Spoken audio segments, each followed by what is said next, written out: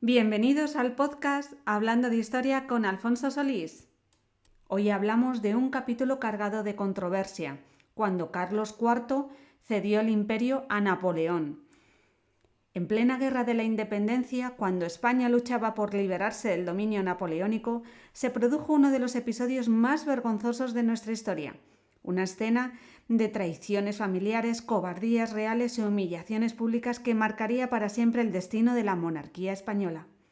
Ocurrió en Bayona, 1808, y lo que allí pasó dice mucho, muchísimo de la catadura moral de los Borbones de aquella época.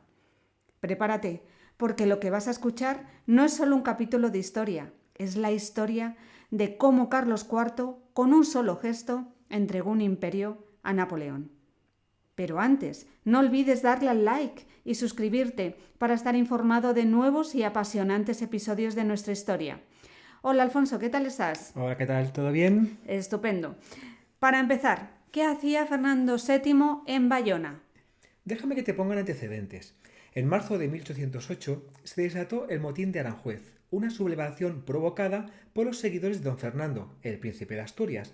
Los amotinados exigían la destitución de Godoy y la abdicación de Carlos IV a favor de su hijo. La vida del propio Godoy corrió serio peligro. Después de permanecer escondido durante horas, fue descubierto por la muchedumbre, apaleado y encerrado en el castillo de Villaviciosa de Odón, en Madrid, muy cerquita de Móstoles. Imaginaros la tensión, un valido perseguido, un rey vacilante y un país al borde del caos. La situación era muy complicadita, pero gracias a la mediación del mariscal francés Murat fue trasladado y puesto a salvo en Francia. El motín supuso un golpe de Estado, pues finalmente Carlos IV abdicó en su hijo y Godoy fue finalmente desterrado. Aún así, el verdadero beneficiado de esta sublevación no fue otro que el príncipe de Asturias, que acabó siendo proclamado rey como Fernando VII. Probablemente él estuvo involucrado en la revuelta, pues se consideraba gravemente perjudicado por las políticas de Carlos IV y de su valido. Alfonso, esto parece una historia de Netflix. Un príncipe moviendo los hilos tras bambalinas mientras su padre cede el trono. Sí, un auténtico culebrón, pero dramático para el pueblo español. Mira, como hemos visto, tras el motín de Aranjuez, Carlos IV abdicó en su hijo Fernando VII, pero el mariscal Murat, lugarteniente de Napoleón y su hombre fuerte en España, no aceptó tal abdicación y junto con la reina María Luisa persuadió a Carlos IV para que rectificara, y éste lo hizo. Obedeció como un perrillo el dictamen del general francés como si fuera su más servil subordinado. Carlos IV envió una humillante carta a Napoleón, donde manifestaba que había sido forzado a abdicar. Le rindió todo tipo de pleitesía y puso a su disposición tanto a la familia real como a todo el reino. ¿Se imaginan la humillación de un rey cediendo todo su poder a otro país? Alfonso, España estaba en manos de Napoleón, ¿no? Totalmente, era el hombre fuerte. Carlos IV abdicó, pero como se trató poco después, su hijo don Fernando apenas reinó unos días. Realmente, durante un breve espacio de tiempo, España tuvo dos reyes, o quizás no tuvo ninguno, pues el hombre más poderoso del país era el mariscal francés Murat. Lo cierto es que en España reinaría quien decidiera Napoleón, y el corso proclamó a su hermano José rey de España el 6 de junio de 1808. Pero volviendo a tu pregunta, Fernando llegó a Bayona en abril de 1808 convencido de que Napoleón lo respaldaría como nuevo rey de España, tras la abdicación de su padre Carlos IV. Pero nada más llegar se llevó la primera bofetada de realidad. En Francia lo trataron como príncipe, no como rey, y eso lo enfureció y lo desconcertó. La gran ironía. Fernando esperaba coronarse en España y descubrió que su trono estaba en manos de Napoleón. Entonces, Alfonso, Carlos IV también aparece en escena. Sí, allí apareció toda la familia real, es impresionante. Al enterarse de que su hijo estaba allí, Carlos IV temió que Napoleón se decantara por él, así que viajó a Bayona acompañado de su esposa, María Luisa, y de su favorito, Godoy, el valido, recién liberado. Y lo que ocurrió cuando padre e hijo se encontraron fue digno de un drama familiar. Gritos, reproches, insultos. Al final tuvo que intervenir el propio Napoleón para calmar los ánimos. Si la historia te apasiona, tienes una cita obligada con las novelas históricas de Alfonso Solís, disponibles en Amazon.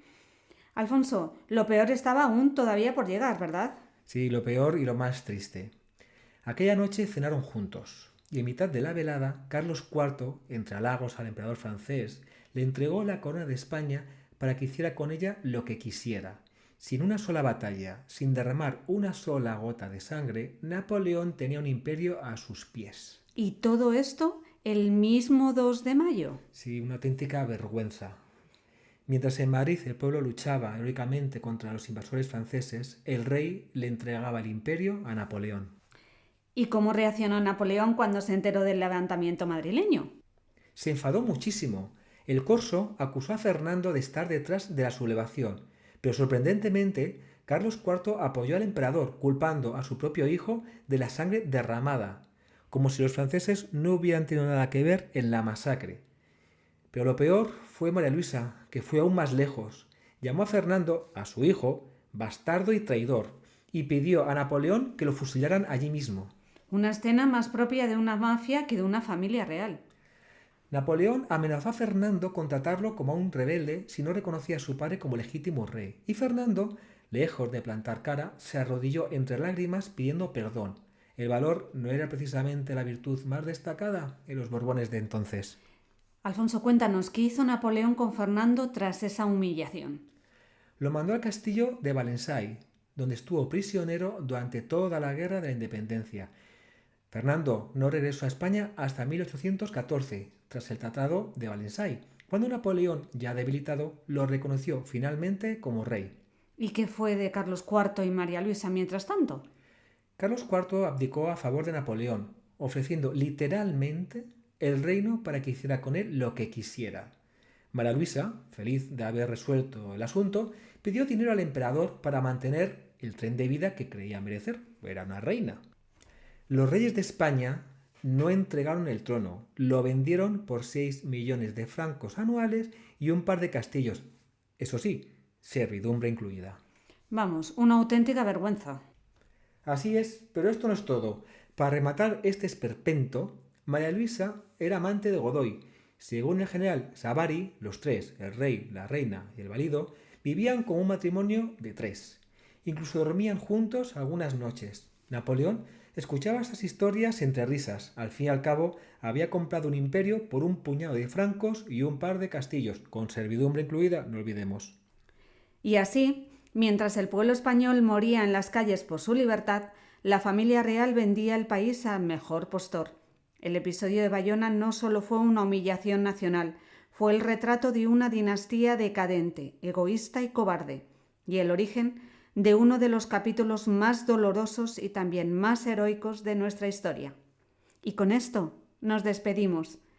Para los verdaderos amantes de la historia, las novelas de Alfonso Solís son una puerta a otro tiempo. Puedes encontrarlas en Amazon. La historia nunca deja de sorprendernos.